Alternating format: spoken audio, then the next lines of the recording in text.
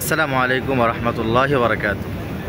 আলহামদুলিল্লাহ তুম্মা আলহামদুলিল্লাহ নাহমাদুহু ওয়া নুসাল্লি আলা রাসূলিহিল কারীম আম্মা বা'দ। আউযু বিল্লাহি মিনাশ শাইতানির রাজীম। বিসমিল্লাহির রাহমানির রাহিম। ইন্নাদ দীনা ইনদাল্লাহিল ইসলাম ওয়া ক্বালা আইযান আল ইয়াওমা আকমালতু লাকুম দীনাকুম ওয়া আতমামতু আলাইকুম নি'মাতি ওয়া রাদিতু লাকুমুল ইসলাম দীনা। প্রিয় বন্ধুরা, কেমন আছেন সবাই? আলহামদুলিল্লাহ, আশা করি সকলে ভালো আছেন। এই মুহূর্তে আমার পাশে আপনারা দেখতে পাচ্ছেন যে রওজায়ে আতহার, এখানে ঘুমিয়ে আছেন মুহাম্মদুর রাসূলুল্লাহ সাল্লাল্লাহু আলাইহি ওয়াসাল্লাম। মসজিদে নববীর একেবারে বাবু সালাম, যেটা তার সামনে আমি এখন বসে আছি। এখানে বসে একটাই কাজ, তা হচ্ছে নবীজি সাল্লাল্লাহু আলাইহি ওয়াসাল্লামের উপরে দুরূদ ও সালাম পেশ করা, নবীজির প্রতি সালাতু সালাম পেশ করা। এটাই হচ্ছে একজন মুমিনের কাজ। নবীজি সাল্লাল্লাহু আলাইহি ওয়াসাল্লামের উম্মতগণ সেই কাজটি এখানে এসে করে থাকেন। আলহামদুলিল্লাহ, আল্লাহ পাকের শুকরিয়া যে আল্লাহ তাআলা তাদের কাতারে আমাকেও শামিল করেছেন। এই মুহূর্তে আমার দেশের পরিস্থিতি নিয়ে নবীজি সাল্লাল্লাহু আলাইহি ওয়াসাল্লামের ভবিষ্যৎবাণী দেওয়া দু একটি হাদিস আমি আপনাদের সাথে একটু আলোচনা করতে চাই। প্রথম হাদিস হচ্ছে এটা যে নবীজি সাল্লাল্লাহু আলাইহি ওয়াসাল্লাম বলেছেন, হযরত আব্বাস রাদিয়াল্লাহু তাআলা আনহু থেকে বর্ণিত, যাকা তুআমুল ঈমান মান রাদিয়া বিল্লাহি রাব্বাহ ওয়া বিল ইসলামি দীনা ওয়া বি মুহাম্মাদুর রাসূলা সাল্লাল্লাহু আলাইহি ওয়াসাল্লাম। নবীজি বলছেন যে ঈমানের স্বাদ শুধুমাত্র ওই ব্যক্তিই পাবে যে ব্যক্তি আল্লাহ পাক রব্বুল আলামিনকে রব হিসাবে পেয়ে খুশি হয়ে গেছে।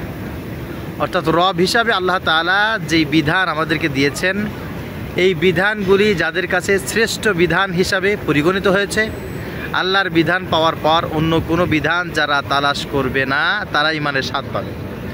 2 নম্বরে অবিল ইসলামি দীনা, জীবন বিধান সংবিধান হিসাবে ইসলামকে পেয়ে যারা খুশি হয়ে গেছে, ধর্ম হিসাবে ইসলামকে পেয়ে যারা খুশি হয়ে গেছে, এরা ঈমানের স্বাদ পাবে।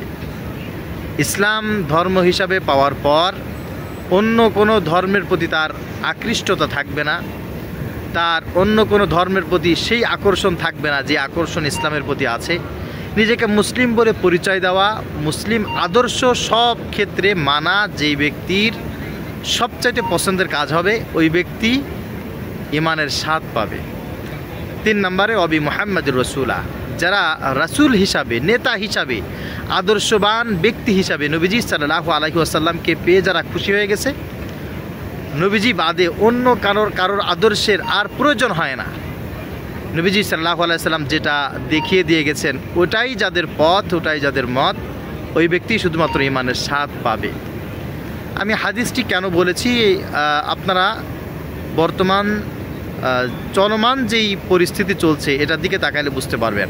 আসলে আমার মতো অনেক আলেম আছে বা নামধারী আলেম আছে, সকলে কিন্তু ইসলামকে দিন হিসাবে পেয়ে, ধর্ম হিসাবে পেয়ে খুশি না, এবং আল্লাহ পাক রব্বুল আলামিনকে রব হিসাবে পেয়ে তার জীবন বিধান পরিপূর্ণভাবে মানার জন্য খুশি না, প্রস্তুত না। নবীজি সাল্লাল্লাহু আলাইহি ওয়াসাল্লাম যে আদর্শ দিয়েছেন, এই আদর্শ সব ক্ষেত্রে মানতে তারা কিন্তু প্রস্তুত না, খুশি না। ফলপ্রসূ কী হয়েছে? ফলপ্রসূ যেটা হয়েছে তা হচ্ছে এরা ঈমানের স্বাদ পায় নাই। আমি আরেকটি হাদিস আমি আপনাদের সামনে তেলাওয়াত করতে চাই, যেহেতু নবীজি সাল্লাল্লাহু আলাইহি ওয়াসাল্লামের পাশেই বসে আছি। আল্লাহ পাক রব্বুল আলামিন আমাদের সবাইকে ক্ষমা করুন, নবীজি সাল্লাল্লাহু আলাইহি ওয়াসাল্লামের সুপারিশ সকলের জন্য মঞ্জুর করুন। নবীজি বলছেন, ইউশিকু আইয়াতিয়া আলান নাসি জামান লা ইয়াবকা মিনাল ইসলামি ইল্লা ইসমু।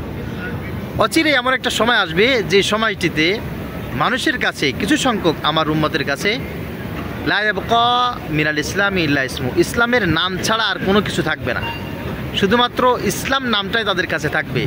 ইসলাম যে কাজ করতে বলেছে, ইসলাম যেই সংবিধান ফলো করতে বলেছে, ইসলাম যেই কৃষ্টি কালচার, আদর্শ, মতাদর্শ, রাজনীতি যা করতে বলেছে, এগুলি তাদের কাছে ভালো লাগবে না। শুধুমাত্র সে পরিচয় দেবে মুসলমান, অর্থাৎ মাথায় টুপি থাকবে ইসলামী টুপি, গায়ে জামা থাকবে ইসলামী জামা, তার লেখাপড়া থাকবে ইসলামী লেখাপড়া, কিন্তু ওই ব্যক্তি ইসলাম প্রতিষ্ঠায় কাজ করতে চাইবে না, এবং ওই ব্যক্তি ইসলাম শুধুমাত্র নাম ব্যবহার করবে, ইসলাম কাজে থাকবে না। ওয়ালা ইয়াবকা মিনাল কুরআনি ইল্লা রাসমু, কোরআন থাকবে তাদের কাছে শুধুমাত্র সামাজিকতা মাত্র।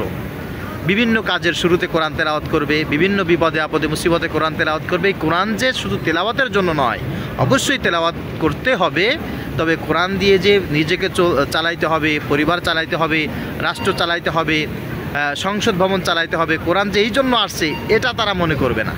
চিন্তা করবে যে কোরআন এটা আমাদের একটা ধর্মীয় গ্রন্থ, এটাই মনে করবে আর কি। কিয়ামতের আগে এরকম একটা সময় চলে আসবে। মাসাজিদুহুম আমিরা, মসজিদগুলি খুব চাকচিক্য হবে। প্রত্যেক বছরে অনেক বড় বড় নামি দামি মসজিদ তৈরি হবে, বিশাল বিশাল মডেল মসজিদ তৈরি হবে। হিয়া খারাবুম মিনাল হুদা, কিন্তু সেই মসজিদ থেকে হিদায়াতের সঠিক কথাগুলো আসবে না, সেই সঠিক কথাগুলো ওখান থেকে বন্ধ করে দেওয়া হবে। আর সবচাইতে নিকৃষ্ট মানুষ হবে এই সমাজে কারা? নবীজি সাল্লাল্লাহু আলাইহি ওয়াসাল্লাম বলেছেন, উলামাউহুম শাররুন তাহতা আদিমিস সামা, আকাশের নিচে জমিনের উপরে সবচাইতে নিকৃষ্ট মানুষ হবে এক শ্রেণীর আলেম।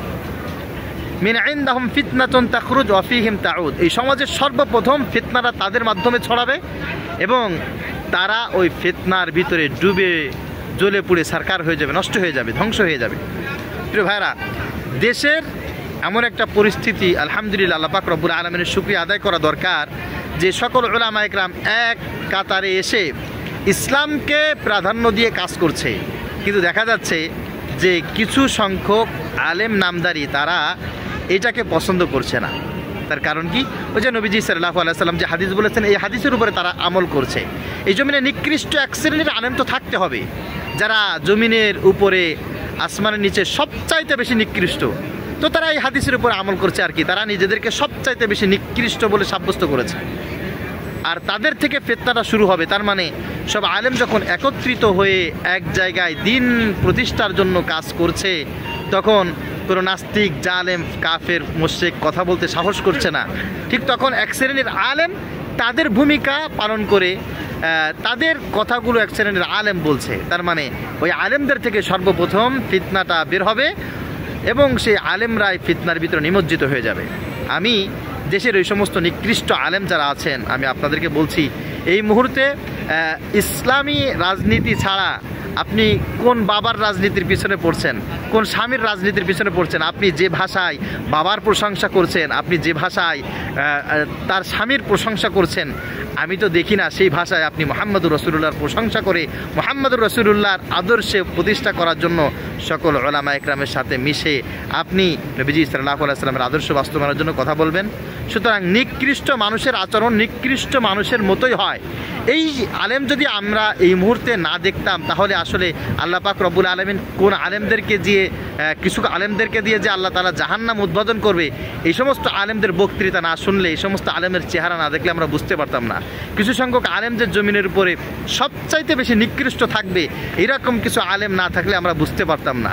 কিসের এলেম বলেন? এলেম তো ইবলিস শয়তানেরও ছিল, অনেক এলেম ছিল ইবলিস শয়তানের।